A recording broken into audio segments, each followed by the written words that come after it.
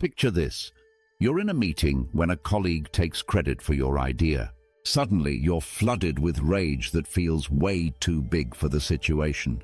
Or your partner makes a casual comment about your appearance, and you feel crushed for hours, wondering why such a small thing could hurt so deeply. Maybe you've noticed yourself snapping at loved ones over minor inconveniences, feeling inexplicably triggered by someone's confidence, or finding yourself trapped in the same destructive patterns despite your best efforts to change. Where do these intense reactions come from? Why do certain emotions feel forbidden? And what if I told you that these moments aren't random?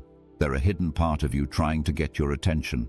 There's a part of your psyche that Carl Jung called the shadow. Those aspects of yourself that you've learned to push away, deny, or hide from the world. Your shadow might contain your suppressed creativity, your hidden strength, your rejected vulnerability, or even your natural confidence that you learned to dim because others found it threatening. Today, we're going on a journey together, a guided exploration into the depths of your psyche to meet your shadow self.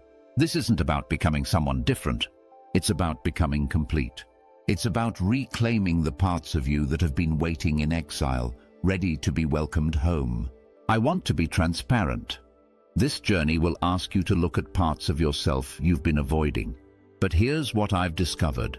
When you befriend your shadow, you stop being unconsciously controlled by it. You reclaim your power. You become more authentic, more whole, more free. Are you ready to discover what's been hidden in the depths of your soul? Let's begin by understanding what the shadow is, because there's significant confusion about this concept. In Jungian psychology, the shadow represents the unconscious aspects of our personality, the thoughts, feelings, and qualities we've rejected because they do not fit our ideal self-image. Think about it this way. As children, we expressed the full spectrum of human emotion without shame. We felt anger when frustrated, showed vulnerability when hurt, and expressed creativity without worrying if it was good enough. We laughed loudly, cried openly, and spoke our truth. But somewhere along the way, we learned that certain parts of ourselves weren't acceptable. Maybe you were told that anger was bad, so you learned to suppress it. And now it leaks out as passive aggression or sudden explosions. Maybe your sensitivity was mocked, so you built walls around your tender heart. Perhaps your natural confidence was labeled too much, so you learned to shrink and play small. Here's a specific example. Imagine a young boy who loves to dance. He moves with natural grace and joy, expressing himself freely through movement. But then he's told that dancing is for girls, or that he's being too emotional. To fit in, to be accepted, he might suppress this part of himself. That love of dance, that connection to his body and emotions doesn't disappear. It goes underground, becoming part of his shadow. These rejected parts don't vanish when we push them away. They form what Jung called the shadow. And here's what's crucial. The shadow isn't evil. It's simply the collection of human qualities you've learned to disown. But here's the thing about shadows. They don't stay quietly hidden. They have ways of making themselves known. They leak out through those disproportionate emotional reactions I mentioned. They show up in what we judge most harshly in others. Because as Jung said, everything that irritates us about others can lead us to an understanding of ourselves. The goal isn't to eliminate the shadow. That's impossible and would actually diminish your humanity. The goal is to develop a conscious relationship with it, to integrate these hidden parts back into your whole self. Now, here's what's remarkable. You're about to experience something that most people never do consciously. You're going to meet your shadow face to face. This is an experiential exercise that utilizes a technique developed by Jung himself, so I invite you to engage fully.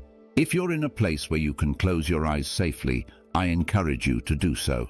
If not, just soften your gaze and allow yourself to turn inward. First, let's create a foundation of safety and groundedness. Find a comfortable position and allow your body to feel supported by whatever you're sitting or lying on. Take a moment to notice your breath, without trying to change it, just observing the natural rhythm of breathing that has been with you your entire life. Now let's take 3 deep breaths together. On the first breath, breathe in calm and safety, and breathe out any tension or worry from your day. On the second breath, breathe in curiosity and openness, and breathe out any judgment or fear about what you might discover. On the third breath, breathe in love and acceptance for yourself, and breathe out any resistance to this process. Beautiful. Now, imagine yourself standing at the edge of a magnificent, ancient forest. This isn't just any forest. This is the forest of your inner landscape, a place that exists within the vast territory of your psyche. The trees around you are tall and majestic. Some are mighty oaks representing your strength and endurance. Others are graceful willows symbolizing your flexibility and emotion. There are evergreens representing the eternal aspects of your nature. Their branches create a natural cathedral above you, filtering golden sunlight that feels warm on your skin. Take a moment to notice the sounds of this inner forest. You might hear the gentle rustling of leaves in a soft breeze, the distant call of a bird, the peaceful babbling of a stream somewhere in the distance. You might smell the rich scent of earth and pine, feel the soft forest floor beneath your feet. This is your sacred space, and you are entirely safe here. You notice a path winding into the forest. It's well-worn and inviting, as if countless seekers have walked this path before you. The path is wide enough for you to walk comfortably, lined with smooth river stones and soft moss that feels cushioned under your feet. Small wildflowers bloom along the edges. Perhaps you see colors that resonate with you. As you begin walking down this path, you feel a mix of anticipation and reverence. You're about to meet a part of yourself that has been waiting for this moment, perhaps for years.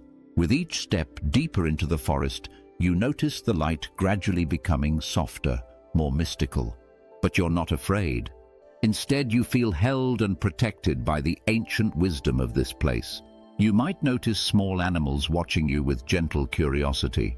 A rabbit, a deer, a wise owl. Everything here is part of your inner ecosystem, welcoming you home. The path begins to slope gently downward, and ahead you see the entrance to a cave. But this is not a dark, frightening cave. As you approach, you realize it's illuminated by a warm, golden light that seems to emanate from deep within. The entrance is framed by smooth, rounded stones worn by countless seasons, and you can feel that this cave extends deep into the earth, deep into your unconscious mind. Before you enter, pause at this threshold. This is a sacred moment. Place your hand on your heart and set a clear intention for this journey. You might say to yourself, I come here with love and curiosity. I'm ready to meet the parts of myself that have been hidden, not to judge them, but to understand them. I'm here to listen, to learn, and to begin the process of integration. Now, when you feel ready, step across the threshold into the cave. As you do, notice how the warm light seems to welcome you, almost as if it recognizes you. The cave is more beautiful than you expected. The walls shimmer with a subtle luminescence, and the air feels charged with possibility and ancient wisdom.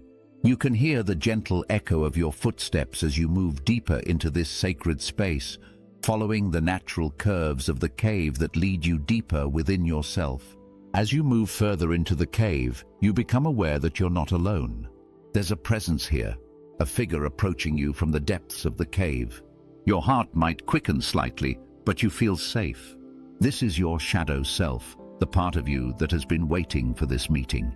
Now, I want you to observe this figure with complete openness and without any judgment. Your shadow self might resemble you, but it is somehow different. They might be younger, representing parts of yourself from childhood that were suppressed. They might be older, representing wisdom you've been afraid to claim. They might be expressing qualities you don't usually allow yourself to show. Perhaps they appear more confident, more vulnerable, more creative, or more powerful than you usually allow yourself to be. Notice what your shadow self is wearing. Are they dressed differently than you would usually dress? Notice their posture. Are they standing tall and proud, or are they curled up and protective? Notice their expression. Do they look relieved to see you, or hesitant to trust you finally? Are they reaching out to you, or waiting for you to make the first move? Whatever you observe, remember that this is a part of you that has been hidden, not because it's bad or wrong, but because circumstances in your life led you to believe it wasn't safe or acceptable to express this aspect of yourself. Now, approach this shadow figure with genuine compassion and curiosity. As you get closer, you might say, "Hello, I've come to meet you. I want to understand you better. I'm sorry I've kept you hidden for so long." Listen now to what your shadow might want to tell you. They might express suppressed anger, saying something like, "I've been trying to get your attention through those moments when you snap at people. I'm not destructive rage. I'm your healthy ability to set boundaries that you've been afraid to use." Or they might express hidden sadness. "I hold all the grief you've never allowed yourself to feel. I'm the part of you that knows it's okay not to be strong all the time." Your shadow might reveal positive qualities you've been afraid to own. "I'm your confidence, your creativity, your natural leadership abilities. You've been hiding me because you were afraid others would think you were too much, but I'm one of your greatest gifts." Ask your shadow directly, "What do you need from me? What do you want me to know? How can I honor you in my daily life?" Listen with your whole being. The answer might come as words, as images, as feelings, or as a simple knowing. Don't judge what arises, simply receive it with curiosity and an open mind.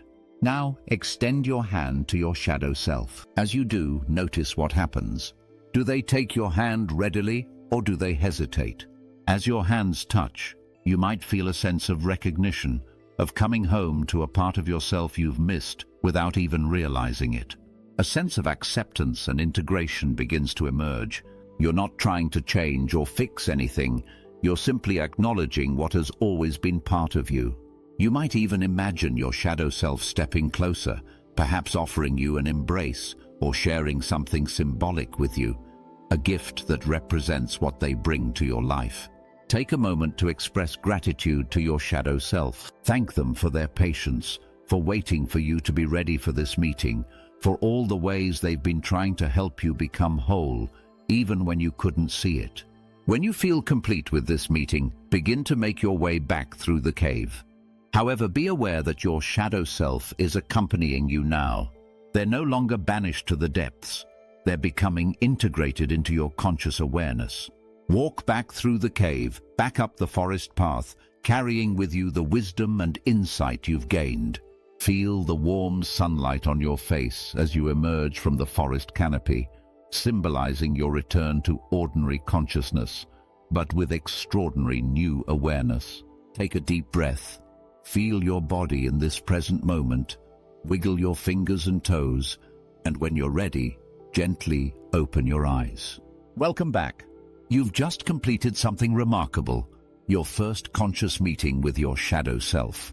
Take a moment to honor yourself for the courage it took to make this journey. Take a moment to feel what just happened in your body. Notice any shifts, any recognition, any sense of something clicking into place.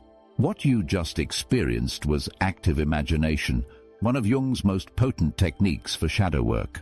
But let's understand what made this experience so powerful and how to work with these insights. First, let's normalize some shared experiences. Some people meet a shadow that feels angry or hurt. This often represents emotions you've been taught to suppress. Others encounter a shadow that feels incredibly sad or vulnerable. This might be the tender parts of yourself that you've armored against. And surprisingly, many people discover that their shadow contains positive qualities they've been afraid to own. Here's a crucial insight about shadow work. Whatever triggers the strongest emotional reaction in others is often a direct clue to what's in your own shadow.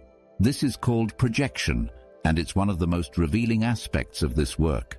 If someone's arrogance infuriates you, examine whether you might be suppressing your healthy confidence. If someone's emotional intensity bothers you, consider whether you've disowned your own feelings. If you're intensely annoyed by people who seem too sensitive, ask yourself what you might have learned about sensitivity being dangerous. Now here's what's practical. I'm going to give you 3 powerful tools for ongoing shadow work that you can use immediately. First, the trigger journal. This is the most transformative tool for shadow work. Keep a small notebook or use your phone. Whenever you feel a strong emotional reaction, anger, disgust, envy, or even intense admiration, write it down within 24 hours.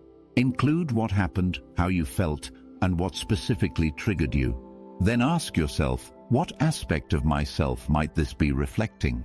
For example, if your co-worker's self-promotion annoys you, you might discover, I've been suppressing my own desire to be recognized for my achievements because I learned that was bragging.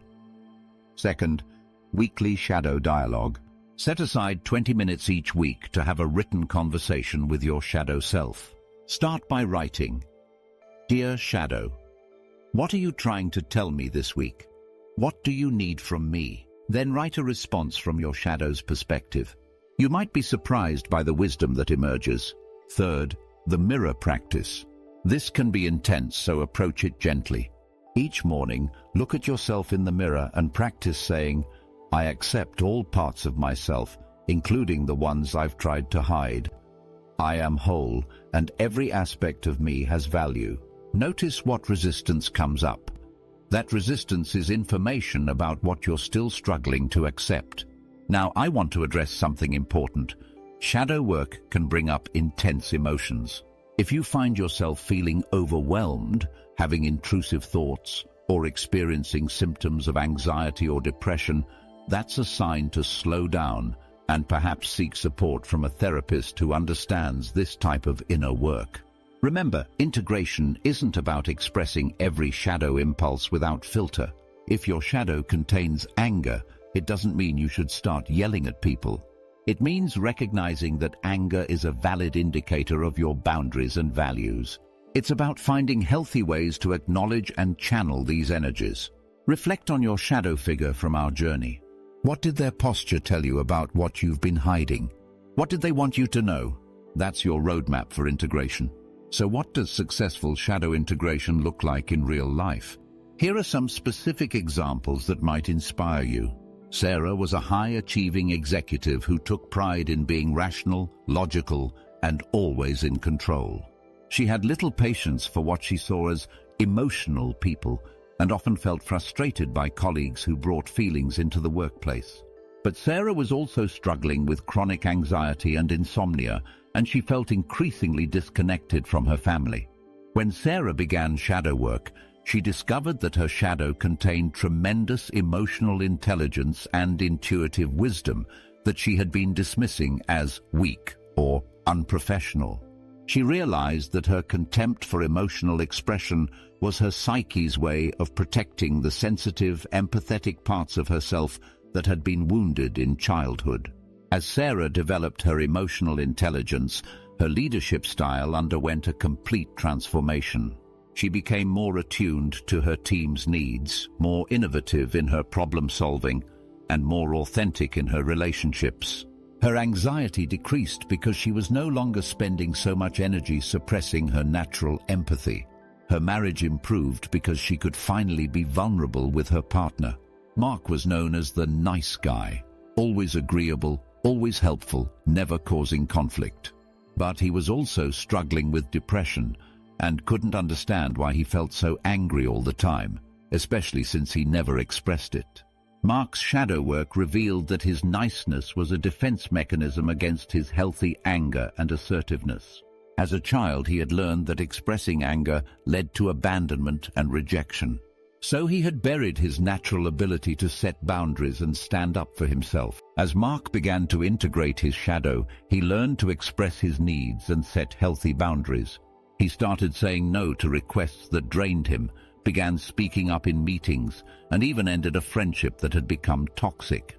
Paradoxically, as he became more willing to risk conflict, his relationships improved because people finally knew where they stood with him. The transformation that comes from shadow integration is profound. You develop increased self-awareness, understanding your patterns and triggers. Instead of being blindsided by your reactions, You can observe them with curiosity and choice. You experience greater emotional regulation. You become less reactive because you're not constantly defending against your own disowned qualities. Your relationships improve dramatically when you stop projecting your disowned qualities onto others. Relationships become more authentic and less conflicted. You discover enhanced creativity and vitality. Many people find their shadow contains their creative fire, their passion, their zest for life. For ongoing integration, I recommend these practices. Start each day with this affirmation: I accept all parts of myself with compassion and curiosity.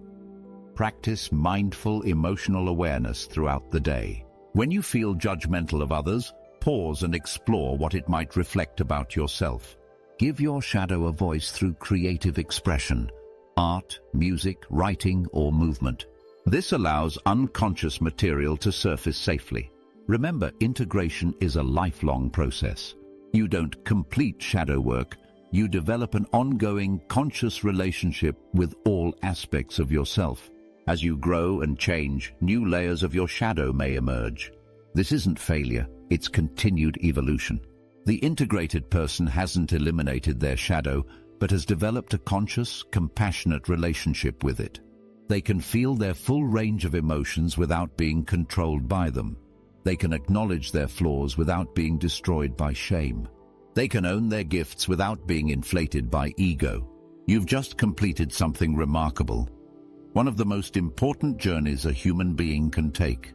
By being willing to explore the hidden parts of yourself, you've begun a process of transformation that will continue to unfold in your life. Your shadow is not your enemy. It's the repository of your unlived life, your disowned gifts, your unexpressed potential. It holds the keys to your creativity, your passion, your authentic power. Every quality you've pushed away contains medicine for your soul. The shadow work you do doesn't just heal you. It contributes to the healing of our collective consciousness. When we own our shadows, we stop projecting them onto others. We become more compassionate, more understanding, more whole. We create a world where it's safe for others to be authentic too. Here's what I want you to remember. You are not broken. You are not flawed. You are a complete human being with light and shadow, and both are necessary for your wholeness. The very qualities you've been afraid to own may be the keys to your greatest gifts. Please share your experience in the comments below. What did you encounter when you met your shadow self? What insights surprised you? Your sharing not only helps your own integration process, but also creates a community of support for others on this journey. Go gently, go courageously, and remember, you are already whole. You're simply remembering what you've always been. Trust the process. Trust yourself, and keep exploring the magnificent depths of who you are.